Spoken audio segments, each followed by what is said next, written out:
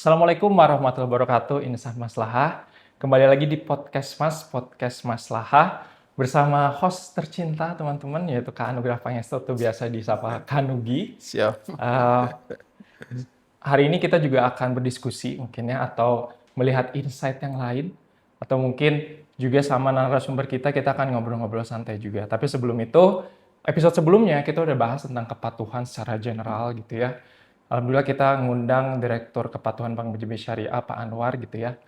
Nah, alhamdulillah hari ini kita akan berbincang-bincang sesuatu yang lebih spesifik mungkin ya, atau lebih fokus lagi, yaitu tentang risiko. Dan sudah hadir di studio podcast Maslahah, yaitu pemimpin divisi Manajemen Risiko Bank BJB Syariah, Bapak Asep Saripudin, atau biasa kita sapa Pak Asar, ya Pak ya. Alhamdulillah Siap. Bapak. Alhamdulillah. Apa kabar? Assalamualaikum. Alhamdulillah. Waalaikumsalam. Apa kabar Bapak? Alhamdulillah sehat-sehat. Sehat, seger. Kalau lihat Bapak ini kayak orange juice gitu ya, seger terus gitu. Tapi ini fun fact ya buat teman-teman. Pak Asar ini mungkin satu-satunya senior yang kalau manggil saya atau junior-juniornya nih ya, Bapak ini dengan kata bro.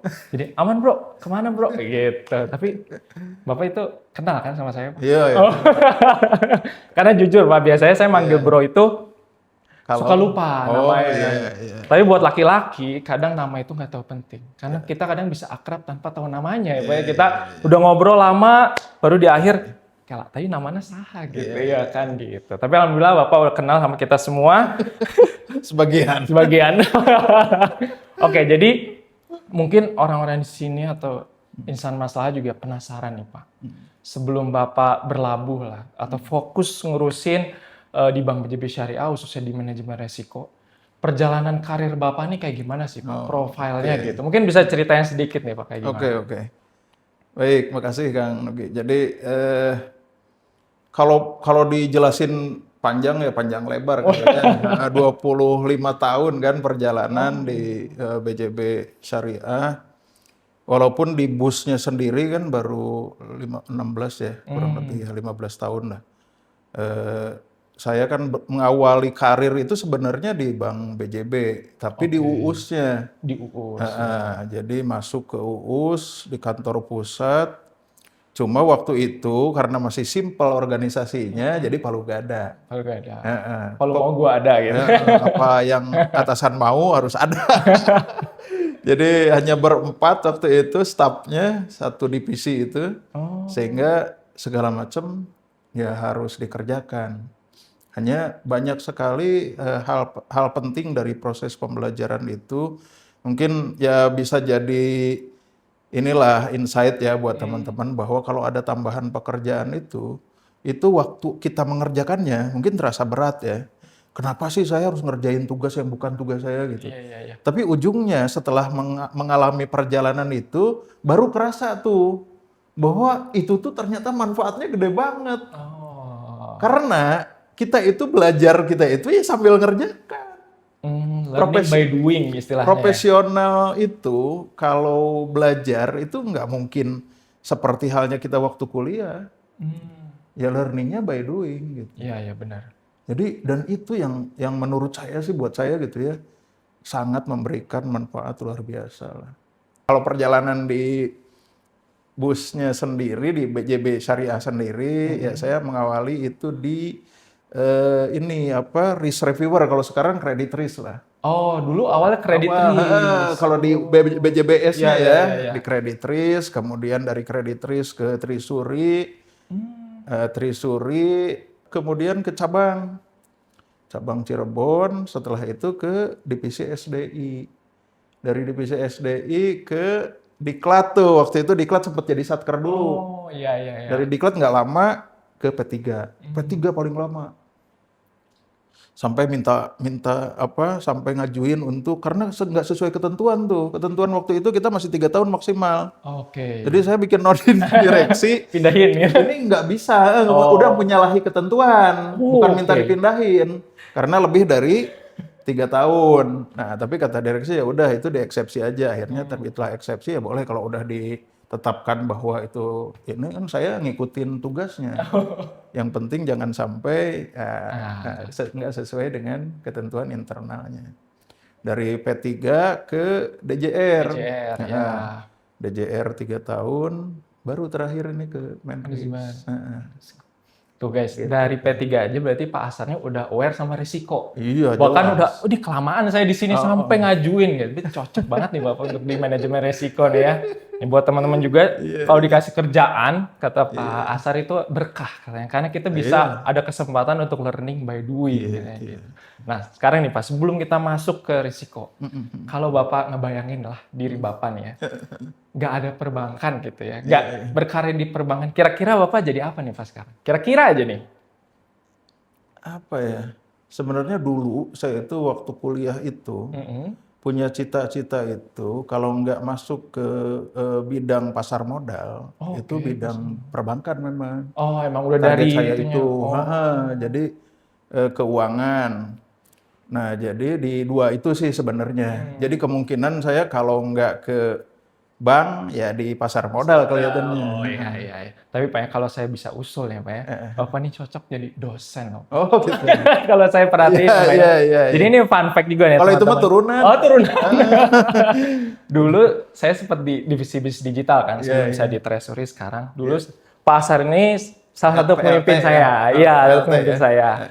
Nah, tiap sore Pak Asar selain evaluasi kerjaan, kita itu ya bahkan nyebutnya bukan Pak Asar datang nggak, bukan. Nanti sore ada kelas sore nggak gitu, Pak. Saking tiap Pak Asar datang selain kerjaan, dia juga langsung megang papan tulis dan ngajarin kita tentang customer centric. Itu pertama kali saya dari Pak Asar. Tentang produk juga itu pertama kali dari Pak Asar gitu. Jadi ternyata usut punya usut, Bapak juga sering ya ngajarin kalau ke cabang itu nggak langsung evaluasi target, malah Bapak ngasih dulu kayak sebenarnya itu dasarnya pengalaman saya waktu di SDI. Oke. Jadi waktu di SDI itu saya banyak ketemu dengan mentor, kemudian coach gitu ya, yang memang targetnya untuk jadi instruktur di internal BJBS. Oh, iya. Jadi waktu itu saya tuh sama Pak Rija ya sering ini hunting calon instruktur tuh. Oh, Nah iya. di situ saya dapat banyak ilmu terutama tentang leadership. Jadi justru seorang leader itu yang utama itu coaching bro dan mentoring. Makanya di kita ada CMC itu. Iya. Itu leader itu. Sebenarnya makanya saya sering protes ke teman-teman para manajer ya. Karena kalau seorang pindip itu masih harus nge-manage, itu sebenarnya udah terlalu ini harus naik lagi ke leadershipnya. Nah, leader itu coaching mentoring. Iya. Nah, dapat karena kalau berbicara diklat misalnya, kalau berbicara inilah ya leader itu menyampaikan informasi ya melalui coaching mentoring. Makanya pernah kita kan bedah buku di BJBS itu judulnya itu leader itu developing people within you. Oke. Nah, jadi seorang leader itu tugasnya yang ngedevelop orang di sekelilingnya. Bukan lagi mikirin hal-hal teknis, mau manage ini harus itu. Nah, kalau di area Pincap kan sebetulnya jadi leader ya gitu. Apalagi di Pindip memang jadi. Nah, dan kemudian yang kedua, ternyata waktu itu harusnya 90% dari total waktu kerja seorang leader.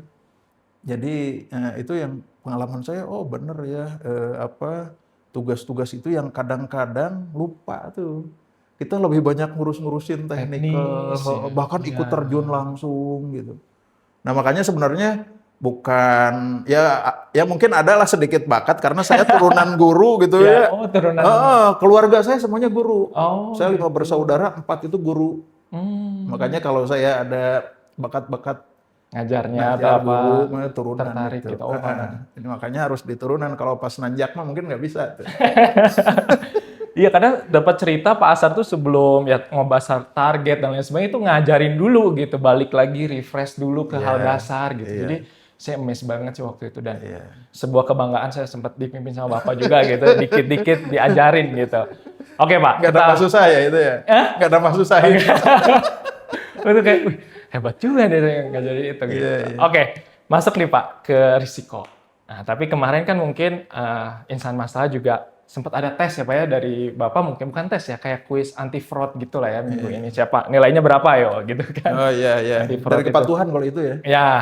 Terus bagusnya dari kepatuhan itu untuk anti fraud itu kan dia ngasih case by case, Iya, Pak. iya. Nah, sampai akhirnya ada case gini, Pak, katanya.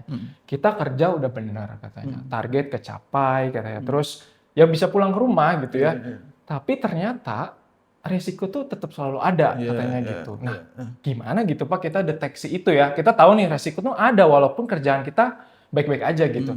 Gimana kita deteksinya kalau itu nggak akan jadi bom waktu gitu, Pak, ke Oke. depannya gitu. Oke, yang pertama mungkin ini supaya menyamakan dulu frekuensi ya. Apa Iya. sih yang dimaksud risiko? Mm-mm. Jadi risiko itu potensi terjadinya kerugian. Potensi ya. Baru potensi Potensi. sebetulnya. Yang disebut risiko itu bukan ketika terjadi. Justru potensi. Potensi kerugian yang membuat kita itu tidak sampai pada tujuan tuh. Oke. Atau sampai ke tujuan tapi terlambat, nggak sesuai targetnya lah. Nah itu risiko. Sederhananya gitu. Jadi kalau misalnya mau berangkat kantor, target kita jam 8 nyampe itu. Tapi karena macet, nah itu macet itu potensi risiko sehingga bisa membuat kita nggak nyampe Nggak jam nyampe 8. target kita tadi ya. Gitu Oke. risiko tuh. Nah kemudian risiko itu melekat. Melekat. Makanya tadi yang namanya risiko itu melekat. Kalau kita tadi berangkat ke kantor, pasti ada risiko telat. Iya, benar. Iya, Ya, gitu. ya. Apalagi kalau kondisi di dalam kota, misalnya seperti di Bandung lah. Mungkin kalau di luar kota nggak terlalu ya. Atau misalnya gini lah, ke kantor naik motor. Maka kita naik motor itu ada beragam potensi risiko. Iya. Contoh, bannya bocor, itu kan Iya. risiko tuh. Dan itu melekat. Meskipun yang disebut melekat itu pasti terjadi nggak? Belum tentu. Tapi kalau terjadi, itulah disebut risiko melekat. Gitu, jadi kalau bocor itu, ya namanya ban, bisa bocor. Oke. Makanya kalau nggak mau bocor, ya pakai ban yang anti bocor. Ya. Gitu. Atau sebelum pergi diperiksa dulu. Atau dan ya sebagainya. sama, walaupun Sama lah ya. diperiksa. Oh iya benar, di jalan ya kan Iya, kita di nggak tahu ya. jalan. Iya. Gitu. Jadi itu yang risiko itu potensi terjadi dan dia selalu melekat. Makanya kalau nggak mau risiko naik motor, ya jangan naik motor.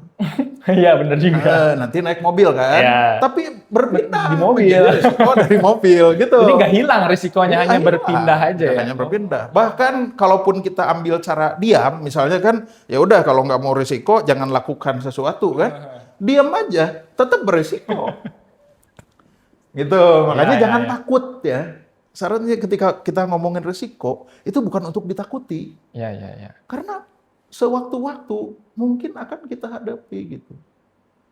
Makanya nggak boleh kalau takut risiko, ya jangan ngambil risiko di bidang itu. Contoh, kita kerja di bank ya, tapi takut risiko jadi pegawai bank, ya jangan kerja di bank. Iya. Kan ada istilahnya ya Pak, atau kerja di bank tuh ada dua kaki kita, satu di rumah, satu tetap di bank katanya, tetap di kantor karena saking resikonya kan gede itu kan. Itu makanya ketika udah sign sama SDI signing kontrak tuh siap gitu kan. Itu jangan beralasan kemudian ya gimana ini work life balance lah dan sebagainya gitu ya, isu-isu. Sebenarnya nggak bisa karena itu risikonya. Udah jelas resiko kerja itu pasti ada kudu lemburnya sewaktu-waktu, asal jangan tiap hari. Tapi ada juga yang tiap hari emang harus lembur. Emang diharuskan ya. Iya. Nah gitu bro, jadi risiko itu melekat dan potensi kejadian, kerugian melekat sehingga jangan ditakuti. Tapi nanti ada istilah dimitigasi. Ya, mitigasi. Nah, apa peran mitigasi itu sebenarnya? Supaya kalau terjadi, kan tadi potensi artinya bisa terjadi, bisa tidak. Cuma kalau kita mitigasi, kalau terjadi maka dampaknya bisa berkurang. Contoh berangkat ke kantor naik motor, kita mitigasi naik motornya pakai helm, pakai jaket gitu kan. Yang tebel gitu ya. Yang tebel, komo nusuk asup angin mah kan. Paru-paru basah. Segala macam lah, pakai pelindung segala macam. Itu antisipasi kan mitigasi. Nah, supaya kalaupun kejadian tiba-tiba ada oli di jalan, di Soledad gitu nya, ada betul. Lubang banjir. Ini aman, kepala aman gitu kan karena terlindungi helm. Nah, jadi kalaupun terjadi dampaknya itu bisa diminimalisir, dikurangi. Jadi bukan menghindari juga, Bukan bukan menghindari. ya? Iya. Kan orang udah memitigasi risiko naik motor tadi paling pakai helm, pakai jaket, pakai sepatu gitu yang bagus gitunya, sepatu boots. Tapi kan itu tetap kalau kejadian anak tabrakan, jatuh, tetap kejadian. Tapi nggak sefatal itu, Tapi karena sudah nah akibatnya jadi mitigasi dikurangi. itu untuk mengendalikan impact bahasanya gitu, atau dampak. Wih, keren banget. Iya, jadi ada 3 ya. Risiko itu tentang potensi, Yes. melekat, dan tugas itu kalau udah dimitigasi itu bukan menjauhi risiko itu, tapi mengurangi kefatalan itulah ya, Iya. ibarat kayak gitu. Iya, iya. Keren banget, Pak. Oke. Ini saya udah terbuka nih ya. Oke, sekarang lanjut. Kan kalau nanti udah kita semakin tinggi lah ya jenjangnya, akan ada yang namanya BSMR ya Pak ya, ibaratnya Ya, gitu lah ya. ya BSMR. Jadi makin aware lah. Sertifikasi ya. Sertifikasi lah, makin aware lah ya orang tuh tentang risiko. Kalau orang udah BSMR atau sertifikasi wajar dia tahu risiko lah Pak ya, misal udah pindah ke atas. Nah sekarang pertanyaannya nih Pak, buat mungkin ya saya walaupun nggak dibilang baru juga ya Pak ya, misal udah 5 tahun gitu, atau mungkin buat adik-adik saya baru masuk nih ya. Oke. Sebetulnya seberapa jauh sih Pak buat adik-adik kita nih ya? Bahkan mungkin bisa pertama kali nih Pak dia masuk ke dunia perbankan itu. Seberapa jauh sih Pak menurut Bapak dia harus sadar gitu Pak dengan resiko itu sendiri? Sebenarnya gini, yang pertama itu seorang profesional itu saya selalu katakan, bahkan mulai dari PDPS kalau saya ada waktu saya selalu omongin bahwa kita itu profesional. Seorang profesional itu harus kompeten. Ya. Ya kan? Nah, sehingga kita butuh kompetensi. Salah satunya kalau kerja di bank itu kompetensi bagaimana mengelola risiko. Ya kan? Ya. Nah, supaya standar kompetensinya terjaga, makanya ada ujian sertifikasi kompetensi manajemen risiko. Ya. Jadi BSMR itu sebetulnya nama Lembaganya gitu ya. Kalau sekarang kan Bank Syariah itu di LSPKS. Oh, LSPKS. Karena kalau BSMR itu khusus yang bank konvensional aja. Konvensional. Oh, ya. Kalau sekarang Syariah wajib ke LSPKS. LSPKS. Nah, itu sebetulnya untuk mengukur apakah pegawai itu punya kompetensi bidang manajemen risiko. Karena tadi risiko itu melekat pada semua pekerjaan kita di bank. Ya. Makanya bukan hanya unit kerja atau satuan kerja manajemen risiko tuh yang harus tahu risiko, tapi semua dari kita. Ya. Gitu. Nah, apa sih tujuannya? Tadi yang pertama, ya tentu dengan pengalaman kita semakin tahu kan bahwa ada risiko A, risiko B. Makanya saya selalu ngingetin tuh jangan sampai kita sama sekali nggak ngeh bahwa apa aja risiko pada bidang kerja kita. Minimal yang harus kita kerjain tahu lah dulu. ya. Karena supaya tadi langkah berikutnya. Jadi pertama itu tahu dulu aja.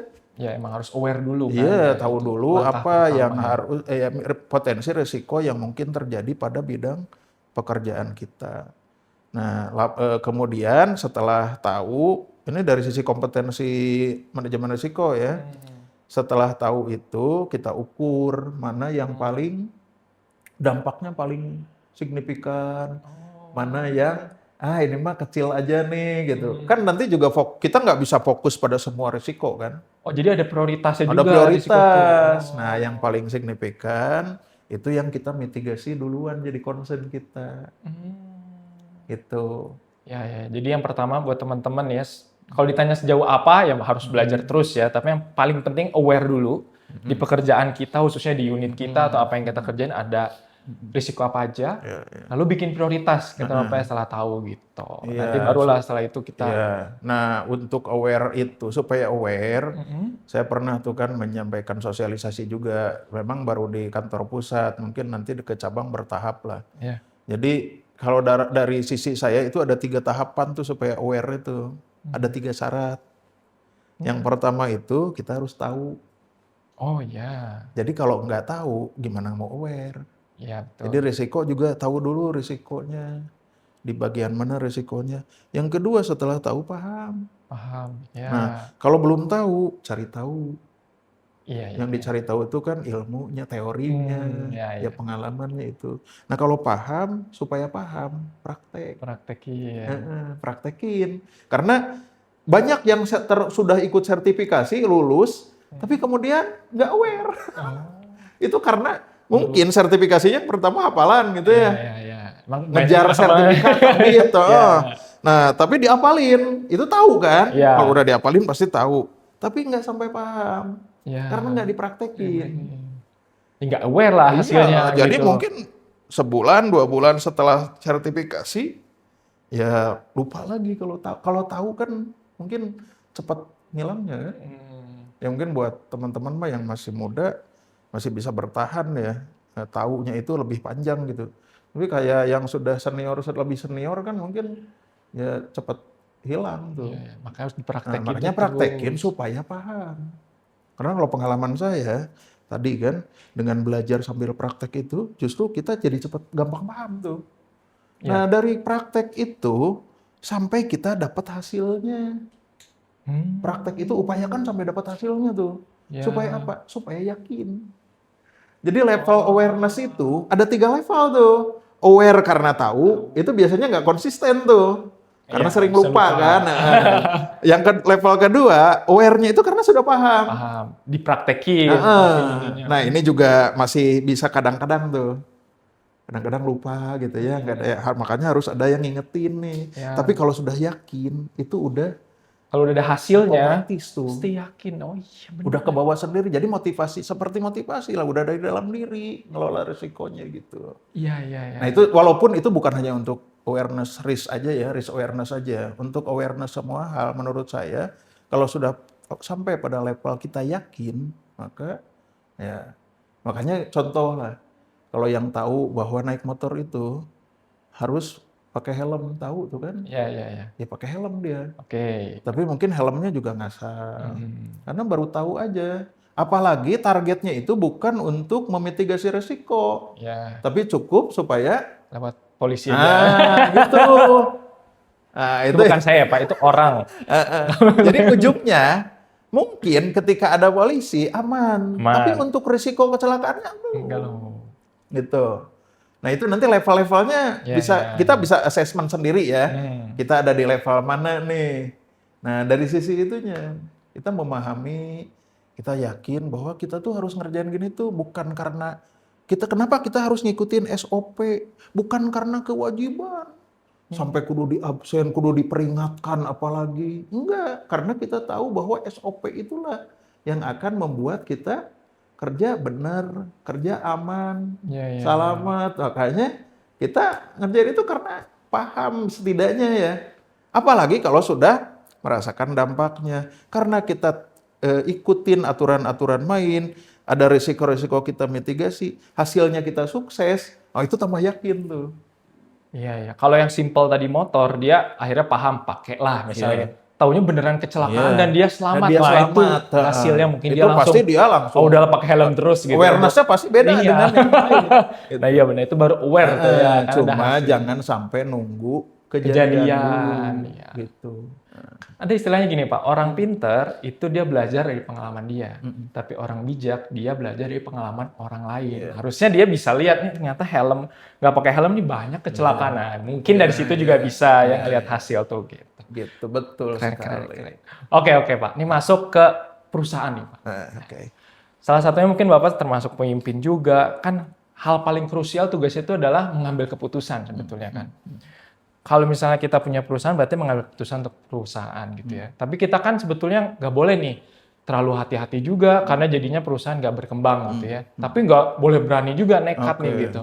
Sebetulnya siapa sih Pak yang punya kayak batasan gitu yang oke ini udah terlalu nekat atau udah terlalu tapi terlalu berhati-hati misalnya gitu ya. Terus ngukurnya gimana tuh kalau perusahaan itu sendiri gitu? Nah, jadi perusahaan itu Bank BJB Syariah. Ya anggaplah ya contohnya. Dalam konteks mengelola risiko itu punya appetite. Oh, ada istilahnya appetite. Appetite itu adalah batasan risiko yang bisa kita terima, risk appetite namanya. Jadi sebenarnya contoh gini lah, kalau kita naik motor, appetite kita, kalaupun cedera, mana yang kita dahulukan untuk kita jaga tadi impact-nya kan? Contohnya kenapa naik motor kita mendahulukan pakai helm? Ya karena kalau kejadian itu Nah, itu paling parah fatal, banget kan, ya. kepala gitu. Makanya kadang-kadang kan pakai helm tapi ke bawahnya pakai Nggak- kolor gitu kan. Celana Itu kan pendek berarti gitu, iya, berarti dia benar-benar. dia adalah memanage resikonya bahwa yang paling penting itu Kepala kepala dulu. aja. Oh, iya. Kan kaki mah mungkin belum kepikiran gitu. Iya, iya. Tapi untuk yang lengkap appetite-nya bahwa segala diuruskan dari bawah dari atas paling atas ke bawah, dia pasti lengkap. Ke Ya, kantor wae pakai helm apa ya istilahnya kalau yang full nutup itu face gitu full kan. face ya. Ya.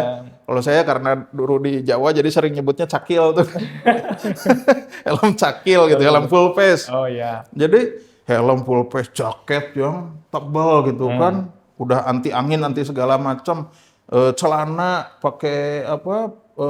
Pelindung lutut, pelindung sikut, semua pelindung dipakai.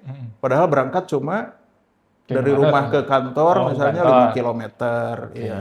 Kadang ada yang begitu kan, itu kembali kepada appetite-nya. Hmm.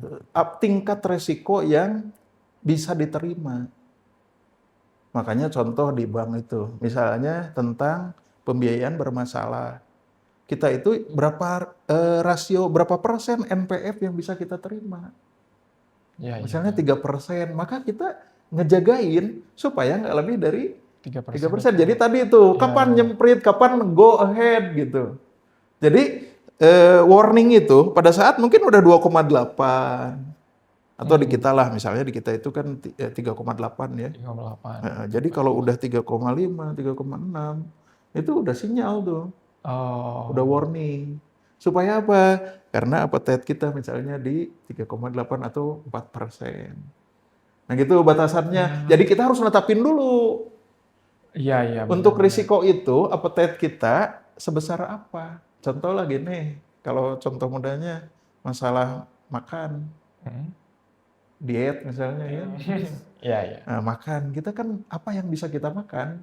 Tergantung. Kalau orangnya, saya mau makan segala gitu, tetap kurus. Ya ngapain kudu ngatur kan? Ya. Tapi buat orang-orang yang gampang Langsung naik naik. timbangan, baru makan bala-bala 2 wae, nambah 1 kilo. Ya kan? Otomatis dia pasti ngatur tuh. Iya, iya, iya, iya. Nah itu appetite yang dimaksud appetite itu gitu. Iya, iya. Jadi udah ditentuin di awal. Dan berarti- kita masing-masing itu kalau perusahaan BJBS yaitu menerbitkan apa yang disebut risk appetite statement. Iya, betul, Step. Itu di divisi Menris tuh semua. Enggak Manajemen semua risiko. itu yang Oh. dibahas bersama-sama.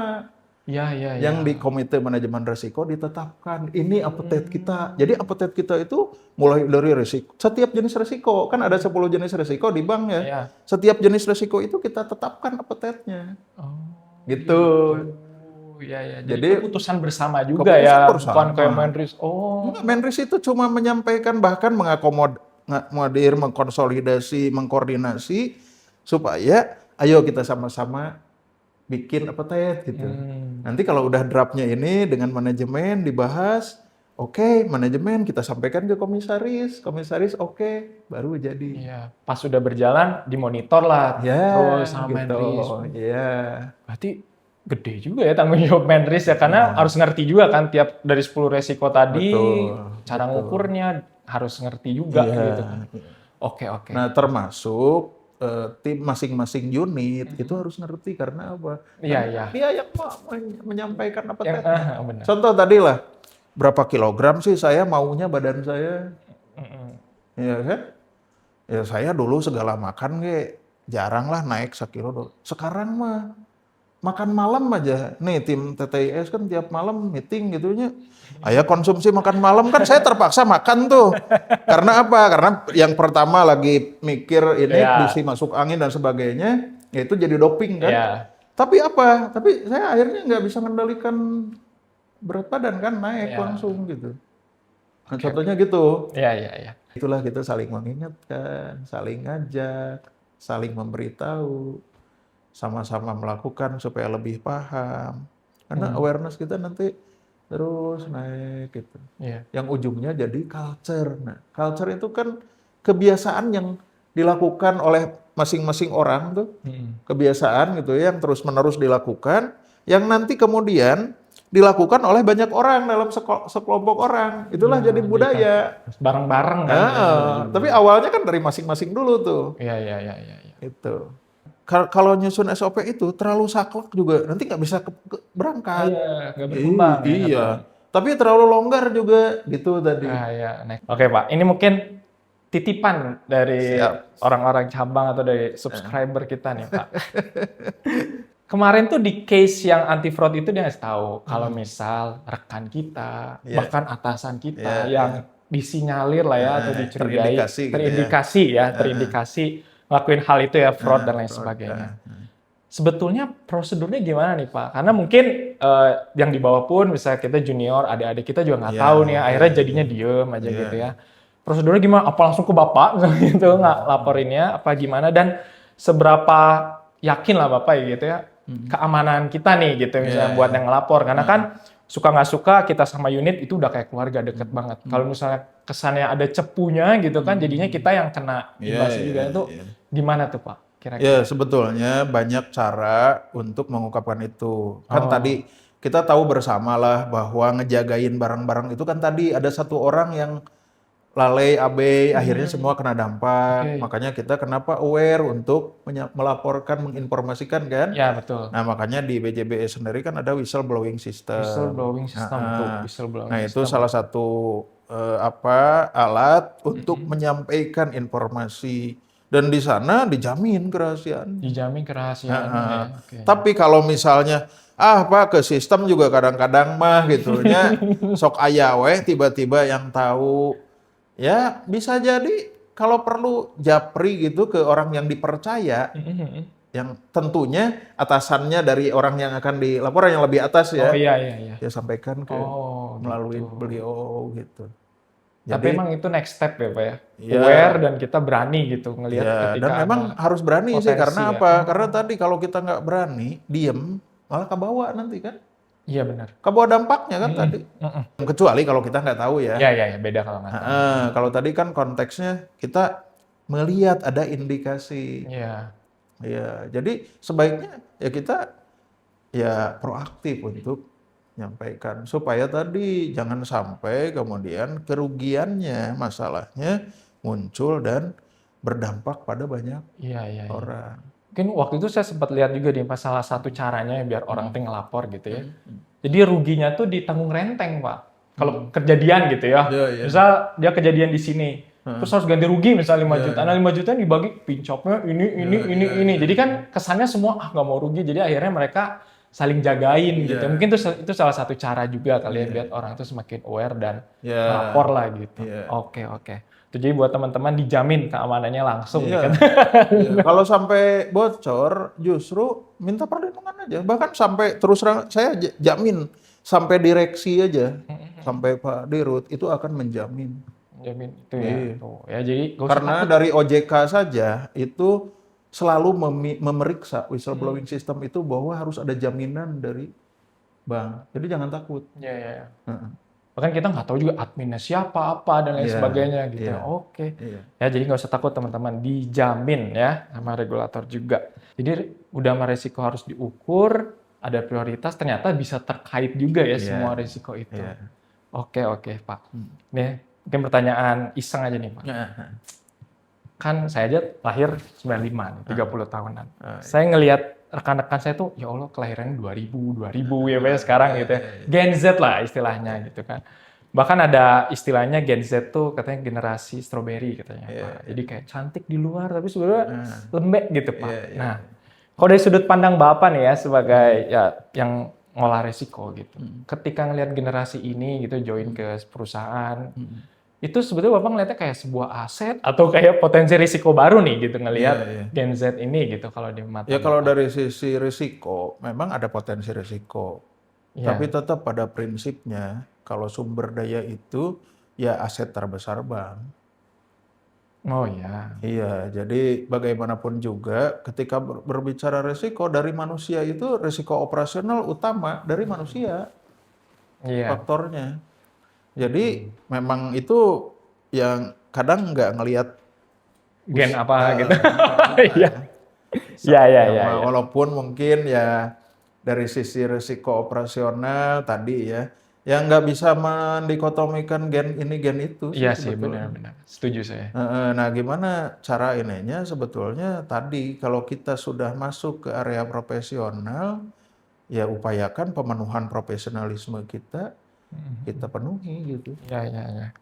Benar-benar, Pak. Iya, Nggak usah lihat gen apa dan lain sebagainya. iya, Karena saya yakin Gen Z yang kita bilang lembek atau apa itu sebenarnya siklus aja gitu. iya, Saya pun mungkin di mata Bapak Gen Z-nya gitu, tapi saya iya, melihat Gen Z kayak gitu. Jadi ya semua akan lewat, semua iya. akan dewasa gitu Ya kan. mungkin tinggal dari berbagai aspek aja. Jadi tidak hanya dari pegawainya, dari perusahaannya juga mungkin harus mulai terus mengimprovisasi kondisi kondisional. Iya, iya, Jadi benar. makanya misal ya seperti saya di Menris gitu. Ya memang saya udah membolehkan kalau ada yang mau WFH gitu. Oh, WFH. Heeh. Iya, Boleh iya. silakan karena Waduh. yang penting itu produktifnya. Betul. Bahkan harus bisa lebih gitu. Iya, iya, iya. Karena ngapain datang ke kantor tapi produktivitas rendah. Atau kepikiran apa yang di Iya, rumah gitu ya, ada iya, sesuatu gitu. iya, Iya, iya. Wih, keren banget ya Bapak. gitu. Terbuka gitu untuk Iya, karena gen-gen. kondisional dulu itu waktu Oh ya, dulu, kondisional ya kuncinya. Iya, waktu benar. dulu saya itu yang paling strict terkait kedisiplinan, kehadiran. Ya, Sempat ada periode di mana saya memang mewajibkan kehadiran itu fisik 100%. Tapi kalau sekarang sebenarnya kehadiran fisik itu kan bukan satu-satunya cara iya, untuk betul. produktif. Mungkin banyak di kita di BJB Syariah sendiri yang kalau hadir secara online itu lebih bisa produktif misalnya dibanding Iya, iya. offline. Walaupun ada juga yang sebaliknya. Gen Z, tapi iya. justru mereka pinginnya, saya mah mending di Tatap kantor, muka, kalau di iya. rumah tuh susah Ya, kerja. ada. Makanya itu dibikin Ya, kita kondisional, ya, ya, benar-benar. fleksibel gitu. Oke, Pak. Ini mungkin terakhir nih Pak Oke, ya oke, buat oke. adik-adik kita. Bahkan tadi kita udah nyinggung Gen Z juga. Bapak yang adaptif lah ya kalau Bapak nih ya melihat situasi katanya Iya, gitu. Ada nggak sih sedikit mungkin wejangan gitu ya atau misalnya mindset yang mau ditaruh nih buat teman-teman semua lah insan maslahah di luar sana nih Pak. iya. Ya buat kita semua ya di BJBE sebetulnya bukan hanya buat teman-teman, buat saya sendiri gitu. Saya selalu mengamanahkan itu begini bahwa kita itu kan di sini bertindak secara profesional. Iya. Jadi seorang profesional itu ada hak, ada kewajiban. Oke. Jangan lupa bahwa kita itu kan kadang-kadang yang diingat itu hak-haknya saja, Iya. kewajiban-kewajibannya. Kita itu kalau ingin produktif, salah satu caranya ya tetapkan tujuannya. Kemudian setelah kita tetapkan tujuan, kejar tujuan itu sampai dapat. Insya Allah sebetulnya masing-masing kita itu ketika diberikan tugas, itu kan ada tujuan-tujuannya tuh. Iya. Kalau semua orang mencapai tujuan itu secara kualitatif dan kuantitatif, insya Allah produktivitas kita bakal naik. Iya, iya. Jadi bukan sekedar kerja. Karena buat orang-orang tertentu yang ngejar tujuan, itu pasti akan sangat nyaman kerja keras apapun. Iya, iya. Karena apa? Karena apalagi udah dapet hasilnya tuh. Iya betul yang tadi. Jadi yakin gitu ya. Oh, Ya, jadi itu ya. iya. Insan maslahah. Hati-hati tujuan tadi. Tujuan itu Tujuan hasil tuh. akhir. Hasil akhir katanya. Bukan prosesnya. Bukan kita datang ke kantor mau ngapain, mau nganalisis, mau ngetik, bukan gitu. Iya, iya, iya. Tapi tujuan dari kita nganalisis, tujuan dari kita ngetik itu apa? Apa? Bulan ini tuh kita harus selesai apa, dapat apa? Iya, ya benar itu. Bulan depan dapat Iya, apa? iya, iya. Gitu. Ya, itu nanti jadi actionnya untuk Itu jadi yang action. penting. Nanti Iya. kita mikir sendiri nggak disuruh pun, kita udah punya tujuan. Nggak ngantor pun tadi, dari rumah pun kita bisa selesai. Tahu, ya, bisa ngukur. Ini masih kecapek juga kok saya di rumah gitu. Ya. Guys, dengerin Kan hebat kalau ada, benar saya tantangin lah teman-teman gitu ya. Kalau ada yang berani ke atasannya, Pak saya WFH Pak gitu. Saya nggak ngantor dulu Pak, saya kerjain di rumah gitu. Atau anywhere lah gitu. Iya, WFA katanya, anywhere, WFA cafe juga bisa. Coba kalau ada yang sudah mulai berani gitu, tapi tadi jaminannya, Iya, iya. garantinya itu productivity naik. Ya. Jadi buat teman-teman kuncinya productivity katanya gitu. Mau caranya gimana yang penting itu dan tahu tujuan kita ya. Iya. Jadi kalau bisa Kakak simpulin lah ya mungkin risk itu apalagi tadi kita udah ngomongin motor ya. Dan kalau kita ngomongin perusahaan risk itu sebenarnya kayak rem ya. kita itu kan sebetulnya bisa melaju kenceng karena kita yakin kita punya rem yang benar kan. Iya. Nah, manajemen risiko adalah yaitu cara mainin rem itu. Jangan sampai terlalu kenceng juga jadi nggak bisa jalan, tapi jangan juga terlalu ngelos gitu ya. Jadi selalu camkan bahwa risiko itu bukan suatu yang kita hindari, tapi karena adanya rem itu, kita bisa melaju lebih kencang gitu. Iya. Wis, terima kasih sekali Pak Asar nih di Sama-sama. tengah-tengah kesibukannya udah nyempetin Sama-sama. datang di acara kita Sama-sama. nih di studio podcast Maslahat. Mudah-mudahan bermanfaat. Ya, sehat selalu buat teman-teman Insan Maslahat, diambil hal positifnya kalau ada pelajarannya, alhamdulillah kayak gitu ya. Ya. Dan Pak Asar, sehat selalu juga. Amin, Oke, amin. sampai ketemu Amin. lagi. Hatur nuhun, hatur nuhun. Jalan-jalan sama Kanjeng Ratu. Assalamualaikum warahmatullahi wabarakatuh. Waalaikumsalam warahmatullahi wabarakatuh. Nuhun, sadayana.